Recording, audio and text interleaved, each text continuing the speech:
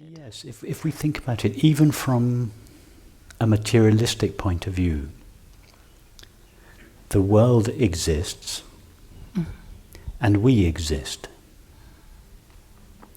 Therefore, existence is common to both what we are and what the world is. So beyond the appearance of the world and ourself, underlying these two appearances, existence is, we share existence.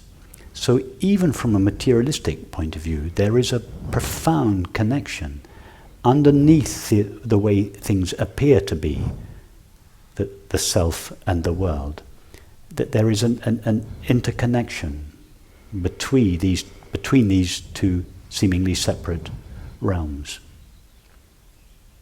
And the experience of beauty is the intuition or the taste of that interconnection. And very often the awe, in the experience of awe, the mind comes to an end. The mind is struck.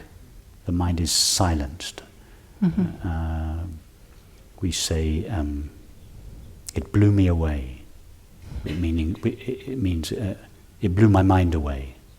That's what nirvana means. It means blown out or extinguished. In that moment, the mind was extinguished. The mind collapsed. And the underlying, our shared existence was tasted. That is the experience of beauty. And it strikes the mind. It brings the mind to an end. When the mind returns again, it notices that it has been struck, and it says, "I was in awe." It means I was brought to an end by the. I was brought to an end by the experience of beauty. It feels like a merging, right? It's a merging of two things that seemed to be separate. It's not really a merging, because in fact they were never separate to begin with. But from the point of view of the one who considered himself or herself separate, we feel we merge with nature, or we merge with our friend in love, or we merge in nature with beauty. It is a collapse of the self and other, or the self and object. Right. Yes. Where you know it again, as the same as you. Yes, exactly. Yeah, I've had it in different situations. So I've had it with a tree, so to speak. Yes. Where I stood long enough before that tree with my attention completely given to that tree.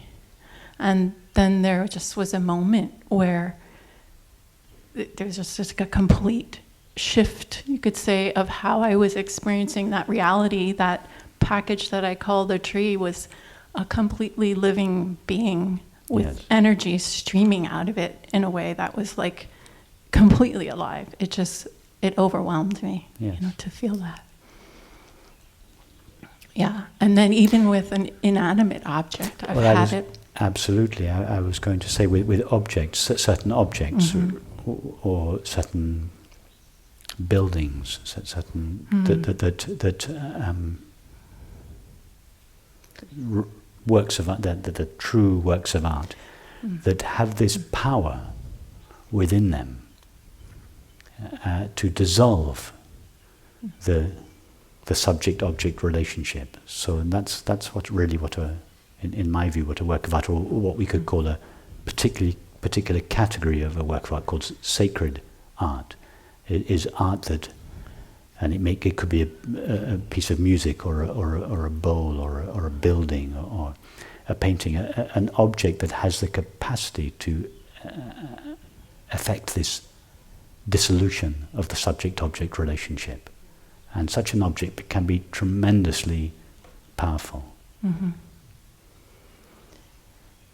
Yeah, surprisingly so sometimes. Yes, in fact, that's why we have art in our culture. It's why we love art, because of this recognition that an object, be the object a three-dimensional form, or a building, or a painting, or a piece of music, it has this power, this capacity to dissolve the sense of separation, to collapse the subject-object Right. relationship, and that collapse is what we call beauty. Right.